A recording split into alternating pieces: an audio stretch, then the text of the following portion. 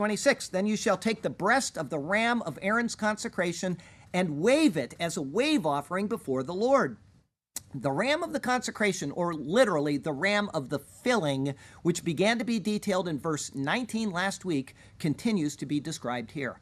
Its breast was to be taken and waved before the Lord as a wave offering.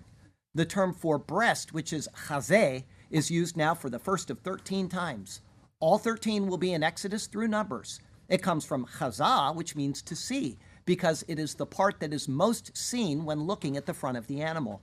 This particular part of the animal has a special significance and was therefore to now be waved before the Lord. Verse 26 continues, and it shall be your portion. This breast which has been waved was to be given to Moses as his portion. Here is another new word brought in to the scriptures, which is translated as portion. It is the word manah. It's a noun from a verb which means to appoint. Thus, it is an assigned portion. This word is used, for example, in the tender account of Elkanah and his beloved Hannah, which is found in 1 Samuel chapter 1. Here's what it says.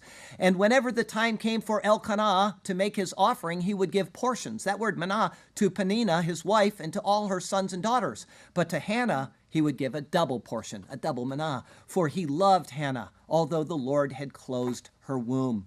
The Lord now tells Moses that this breast was to be his. However, later, this same breast which is waved will belong to Aaron and his sons. This is recorded in Leviticus 7, verses 28 through 32. It says, Then the Lord spoke to Moses, saying, Speak to the children of Israel, saying, He who offers the sacrifice of his peace offering to the Lord shall bring his offering to the Lord from the sacrifice of his peace offering. His own hands shall bring the offerings made by fire to the Lord. The fat with the breast he shall bring, that the breast may be waved as a wave offering before the Lord.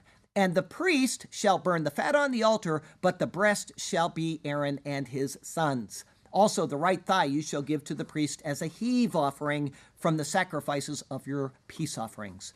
As this is later to be the portion of the priestly line, then we are being shown two things right now in this verse. The first is that Moses is acting as the priest in order to establish the priesthood. He is receiving priestly wages for his work. The second is a logical deduction which can be made from this rite. It is that this is a fallible priesthood which was initiated by a fallible man in the consecration of other fallible men. If they are imperfect, then the law which they minister cannot perfect anyone. As this is so, then by necessity it must be a temporary priesthood. And if a temporary priesthood, then the law to which they minister must also be temporary. The law which so many confused Christians return to in order to attempt to be pleasing to God is a law of imperfection. How good it would be for us to simply trust in the greater priesthood of Christ, which came through his perfect work. Here, even before the beginning of the Aaronic priesthood, we can learn so much if we will just open our ears, pay heed with our minds, and attend to what the rest of the Bible says about these things. Verse 27, and from